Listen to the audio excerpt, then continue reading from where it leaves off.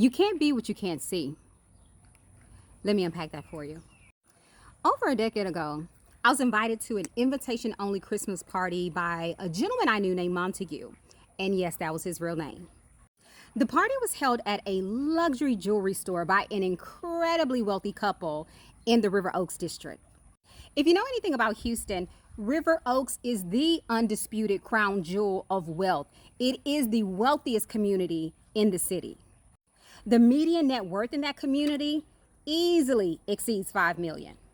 So as you can imagine, I was honored when he asked me to be his plus one for the night, because at that time I wasn't running in any circles with that type of wealth. I will never forget this one particular moment. It was such a defining moment for me. Montague and I are walking around the jewelry store, champagne in hand. He's introducing me to all of his friends. And I noticed there's this middle-aged white woman standing at one of the jewelry cases. She is staring intently at this emerald ring. And just so you know, green is my favorite color. One of the sales associates walks over and asks the lady if she wanted to take a closer look at the ring.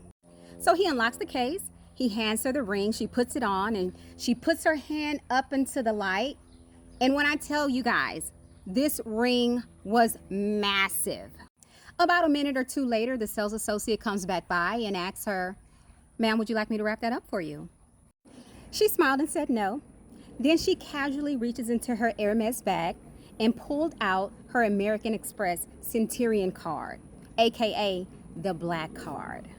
And for those of you who don't know, the Black Card is an ultra exclusive invitation only charge card designed for some of the wealthiest individuals in the world.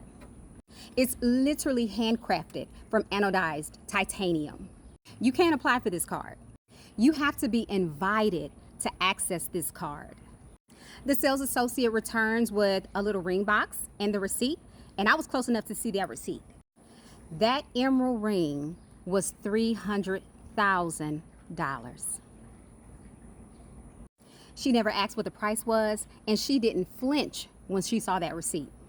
She kept the ring on, grabbed another flute of champagne, and continued socializing and enjoying herself like this was just par for the course. So you know what I did next. I walked right over to her and said, "That ring perfectly complements your green eyes." She looked down at the ring, she looked up at me and smiled and said, "So how are you enjoying your evening?" Now I'm in her circle.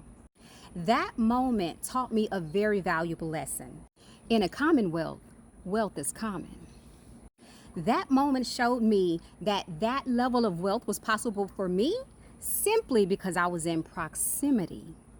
See, many of you are living beneath your covenant rights because you're not in the right rooms, cultivating the right relationships with the people who have access to the right resources.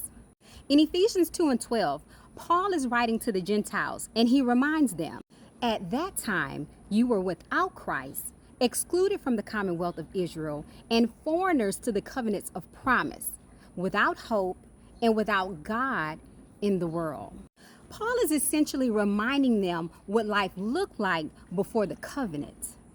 The word commonwealth comes from the Greek word politia, which means citizenship, political community, rights of membership, shared resources, and my personal favorite, participation in the wealth of nations.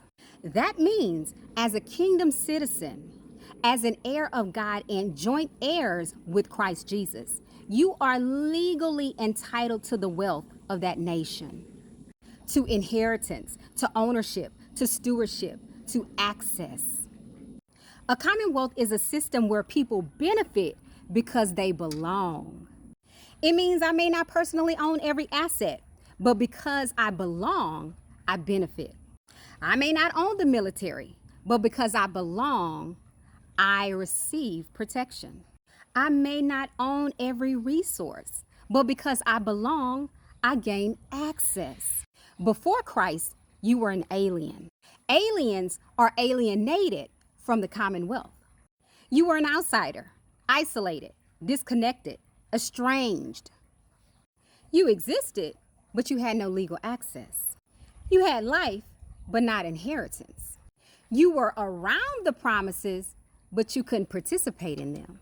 Many of you are spiritually saved, but still living economically beneath what God has made available to you.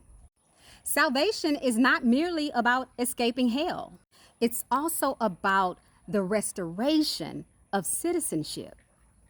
Jesus' blood became your legal re-entry into his commonwealth. Outsiders beg, but insiders belong. And because they belong, they have access to the commonwealth. Listen, proximity changes perspective. Exposure expands your expectations. And sometimes the difference between where you are and where you want to be is proximity. So, when you're ready to stop observing wealth and start participating in it, when you're ready to stop standing outside and start gaining insider access, I invite you to join my insider access community. Because the goal is not just to make more money, it's to have more options. Remember, you can't be what you can't see.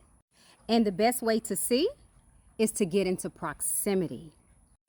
And trust me when I tell you, once you see it, you can never unsee it. Comment inside below, and I'll send you a link to join my Insider Access community. I'll see you on the inside.